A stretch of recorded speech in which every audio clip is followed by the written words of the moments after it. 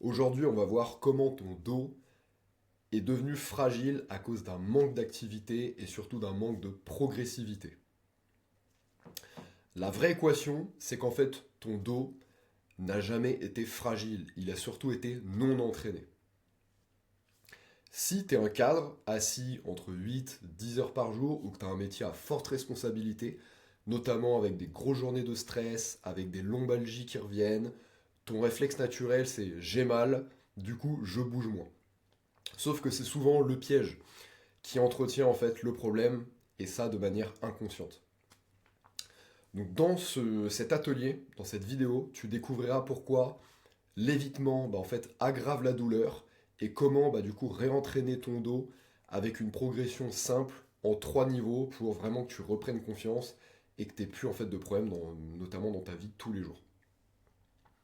Donc on commence tout de suite déjà avec la scène typique que tu rencontres, c'est-à-dire le piège de l'évitement. Tu as des journées du coup de 8-10 heures souvent assises, tu te penches, tu as un pincement à blocage, et ton réflexe c'est ok, mon dos il est fragile, je stoppe tout, et du coup tu te dis que c'est en bougeant moins que ça va régler le problème. Malheureusement, ça va en fait être un cercle vicieux et ça va faire justement l'effet inverse. Et moins tu vas bouger, plus ça va entretenir du coup ce cercle et du coup plus tu seras fragilisé, surtout sur le moyen et long terme.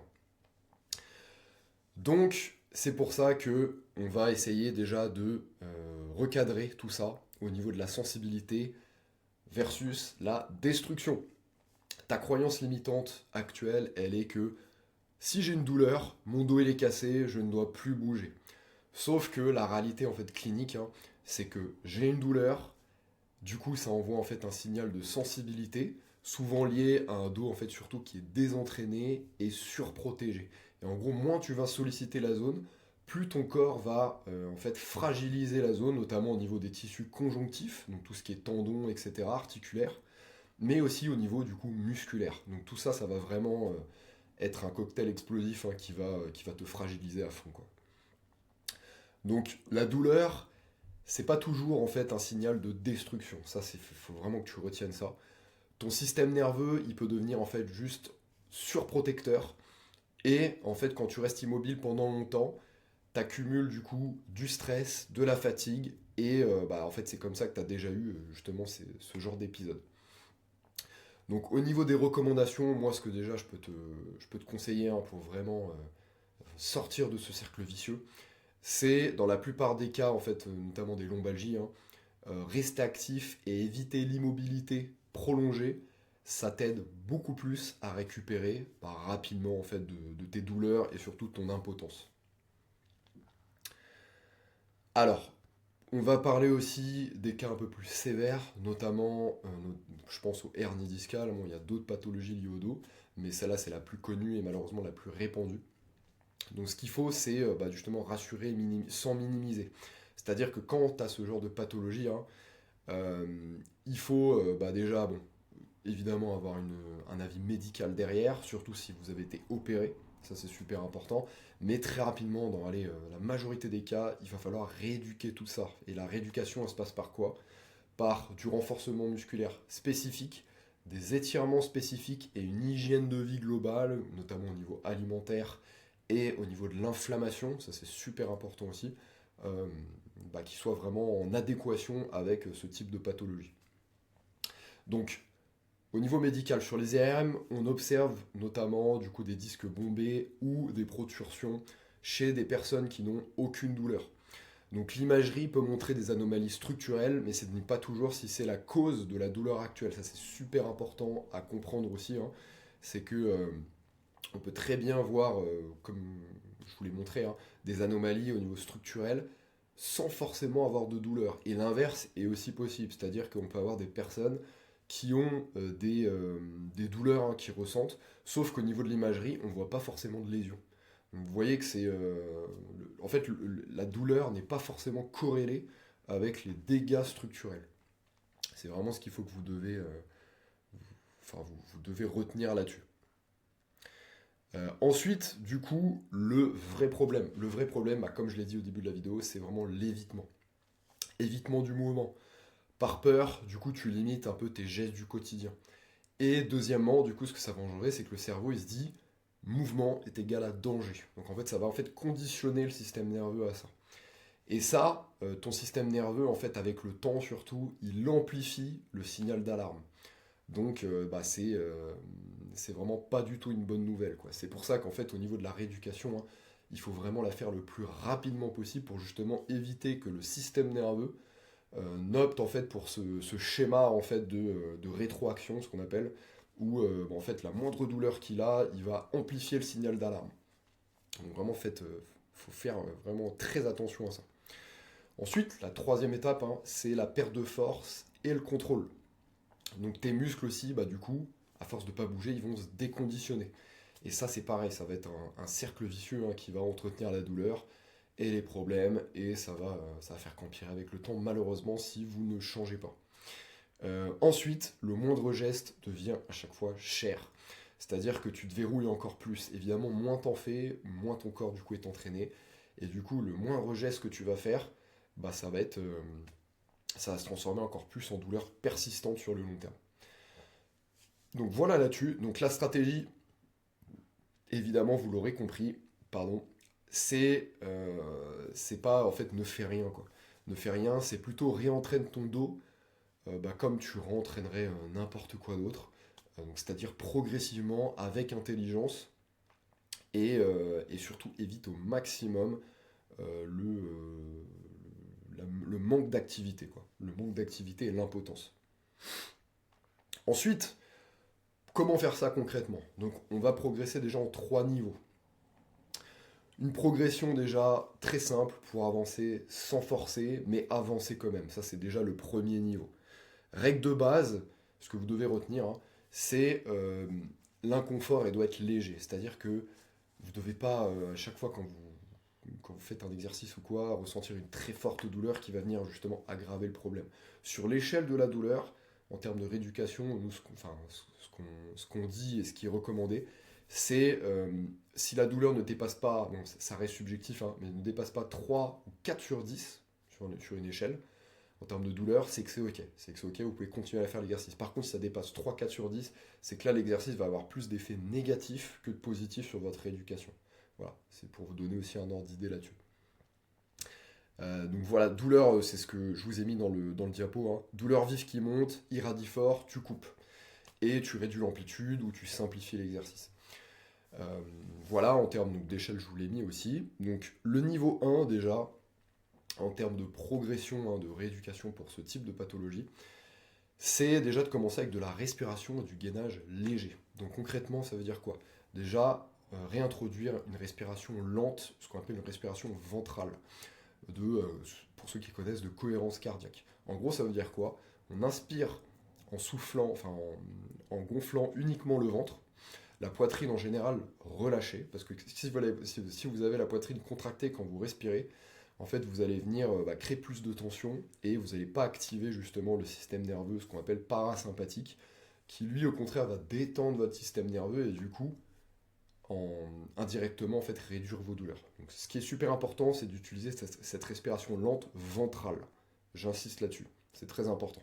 Donc, vous inspirez par le nez en gonflant le ventre et vous expirez par la bouche, vraiment tout doucement. Ce que vous devez retenir aussi pour vraiment que ça soit efficace, au niveau du tempo, hein, c'est j'inspire sur 5 secondes, en gonflant le ventre, 3 à 5 secondes, et j'expire minimum sur 10 secondes. Ça, c'est super important aussi. Pourquoi l'expiration doit être supérieure au temps d'inspiration? Tout simplement parce qu'en fait, quand on fait ce protocole-là, pareil, au niveau du cœur et du système nerveux, on a remarqué que c'était le protocole le plus efficace pour réduire le rythme cardiaque et aussi activer ce que je vous ai dit, le système nerveux parasympathique qui est responsable justement de la détente et du coup potentiellement d'avoir moins de stress.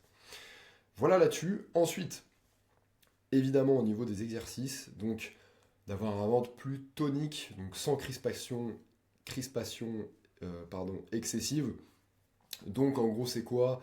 C'est du gainage en fait classique, hein, pour l'instant sur les coudes. Si on a du mal, plus sur les genoux pour simplifier l'exercice. Obliques aussi, il ne faut pas oublier, hein, les obliques vont participer également au maintien de votre colonne vertébrale, donc réduire aussi votre douleur. Mais en gros, ce que vous devez retenir, c'est vraiment des exercices de gainage simples qui vont vous permettre en fait de rédiquer vraiment petit à petit votre dos, vos lombalgies, vos hernies, etc. Et du coup, vous permettre de bien maintenir la colonne vertébrale. C'est ça l'objectif. Au niveau du buste, c'est pareil, au niveau de la posture, ça c'est super important, hein, d'avoir une posture droite, calme. Alors, pour ça, en fait, ce que vous devez retenir aussi, c'est de renforcer ce qu'on appelle les fixateurs d'omoplate. Donc, c'est les muscles, en fait, à l'intérieur de l'omoplate, hein. Donc, en gros, il y a bon, je ne vous fais pas un cours d'anatomie, mais c'est en gros les trapèzes supérieur, moyen, inférieur, tout ce qui est rhomboïde, tout ce qui est deltoïde postérieur. Tous ces muscles-là vont permettre, en fait, d'avoir une posture naturellement plus droite. Et du coup, pareil, indirectement réduire vos douleurs au dos et aux épaules. Donc voilà, c'est super important aussi d'intégrer ce type d'exercice-là. Et le but du coup dans tout ça, hein, pour cette première étape, c'est d'envoyer un message au cerveau en lui disant, comme je vous ai dit, en fait, on est stable, on contrôle, pas de panique. En gros, réduire le stress au niveau du système nerveux pour lui dire, ok, on peut quand même réintroduire le mouvement tranquillement et je ne suis pas dans un corps cassé, quoi. Ensuite, ce que vous devez retenir pour la prochaine étape, c'est de réintroduire ce qu'on appelle un travail de mobilité articulaire. Alors, pourquoi c'est intéressant et super important? En gros, la mobilité, c'est quoi? C'est d'avoir un niveau de souplesse et un niveau de force suffisant pour, en fait, en gros, faire toutes les tâches de la vie quotidienne sans difficulté notamment. Je parle pas d'un point de vue sportif, hein, performance, mais là, juste pour vous, dans votre cas, hein, c'est plus déjà pour réintroduire des mouvements de la vie quotidienne, se baisser pour ramasser quelque chose, des choses comme ça, sans douleur. Donc c'est pour ça que le travail de mobilité est super important. Donc pour ça, déjà au niveau du dos, hein, en général pour les lombalgies et les hernies, ce qu'on va réintroduire, c'est un mouvement déjà de mobilité au niveau du bassin. Pourquoi le bassin? Parce qu'en général, le bassin, en fait, en se rédifiant, il va venir en fait avoir un impact négatif et créer de la tension au niveau notamment lombaire. Donc c'est pour ça qu'en fait, en mobilisant bien le bassin, on va venir en fait indirectement réduire les douleurs au niveau lombaire. Donc pour ça, il y a l'exercice du chat, hein, le cat cow. Donc en gros, c'est vous mettez à quatre pattes et en fait, vous allez faire une flexion de colonne vertébrale. Donc en gros, ramenez votre bassin le plus possible vers vous.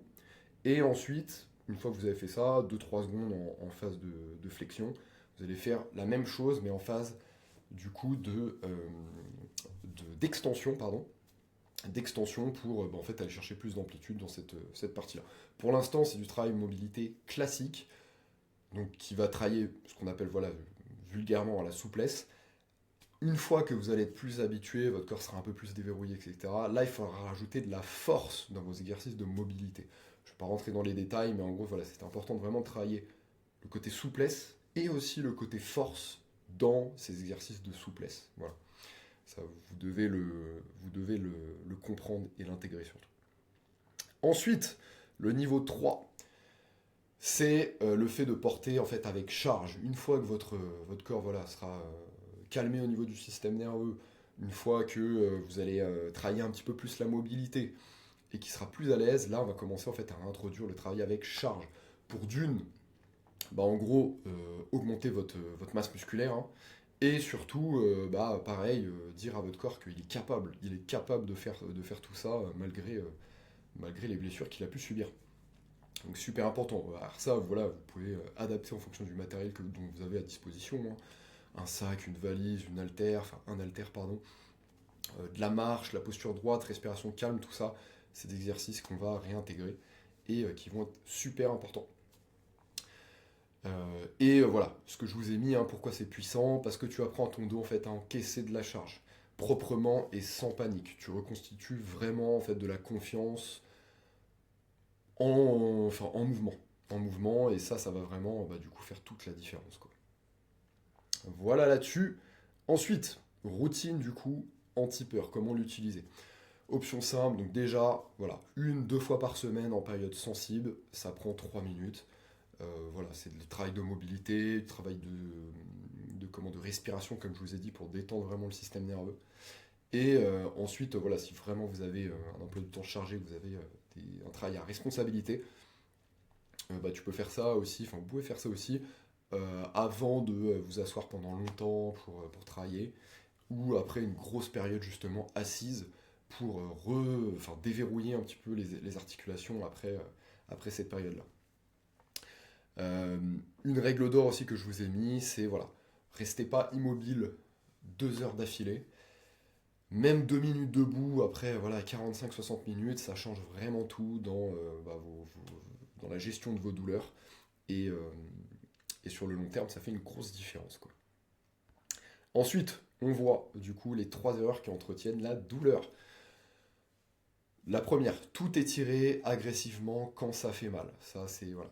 Il faut vraiment, comme je vous ai dit, hein, l'échelle de la douleur, 3-4/10 grand maximum quand vous faites un exercice, surtout quand vous avez des pathologies. Faut vraiment en avoir conscience. Ensuite, zéro mouvement pendant une semaine pour protéger. Comme je vous ai dit, en général, hein, dans la majorité des cas, c'est vraiment mauvais de ne rien faire du tout. Ce que ça va engendrer, hein, bah, du coup, ça rend le dos encore plus réactif. C'est-à-dire que les conseils santé recommandés de rester actifs dans la majorité des cas. C'est-à-dire que bah, malheureusement, en fait, si vous faites zéro mouvement, dès que vous allez reprendre, votre dos en fait, il sera complètement désentraîné et bah, la douleur elle va être très très présente, quoi. Et ensuite, la troisième erreur, hein, c'est reprendre trop fort d'un coup. Ça aussi, faut vraiment vraiment s'écouter, hein. De faire par exemple une grosse séance avec des charges lourdes et mettre son ego dans la partie, c'est une très très mauvaise idée aussi. Ce qu'on veut, c'est vraiment avoir un plan progressif qui nous fasse progresser, donc chaque semaine, hein, évidemment, mais et pas y aller comme un bourrin sur une ou deux séances de temps en temps, quoi. Ça, c'est vraiment la pire chose à faire. Ensuite, on arrive bientôt à la fin de la vidéo, donc les red flags, bah, évidemment, c'est la sécurité absolue, hein, surtout dans votre cas. Faut pas, voilà, faut pas jouer euro, surtout si on observe bah, du coup perte de contrôle, notamment des organes vitaux, hein, de la vessie, des intestins, engourdissement important, notamment dans les jambes. Ça, super important aussi, ça veut dire que le nerf potentiellement est touché. Donc voilà, faut vraiment faire attention à ce qu'on appelle ces red flags. Faiblesse aussi progressive dans une jambe, voilà, ça participe à l'engourdissement, hein. Et des douleurs avec des signes neurologiques notamment importants. Donc ça, évidemment, consulter en urgence, hein, pour ne pas prendre de risques et surtout ne pas aggraver la situation, quoi. Et je vous rassure quand même, comme je vous ai dit, la plupart des lombalgies, hein, c'est pas grave, mais ces signaux-là, par contre, il faut vraiment, vraiment pas les ignorer. Donc voilà, en résumé, donc du coup, je vous ai fait une phrase un peu récapitulative, hein, de cette petite présentation. Donc un dos solide, ça se reconstruit avec des petites doses, bah, du coup bien dosées, hein. Et souvent surtout, c'est la régularité qui fait aussi toute la différence. Pas avec de la peur et pas avec l'immobilité. Donc voilà là-dessus, j'espère que cette vidéo vous aura été utile. Et bah, du coup, si vous êtes intéressé potentiellement de travailler avec moi pour que je vous mette en place bah, justement un plan progressif dans déjà votre réathlétisation, hein, et surtout vos progrès physiques pour ne plus justement avoir de douleur, bah, n'hésitez pas à commenter dos en dessous de la vidéo ou sinon d'aller voir directement ma bio. J'ai un petit lien où je vous encourage du coup à postuler et à réserver un appel directement offert avec moi dans un premier temps pour que je diagnostique votre situation, je vous dise exactement le plan d'action adapté à vous et bah, ensuite potentiellement qu'on travaille ensemble pour mettre en place bah, ce plan, hein, ensemble. Voilà là-dessus, j'espère que encore une fois ça vous aura été utile cette petite vidéo. Et puis bah, je vous souhaite une excellente journée, une excellente soirée. Ça dépend à l'heure où vous regardez cette vidéo.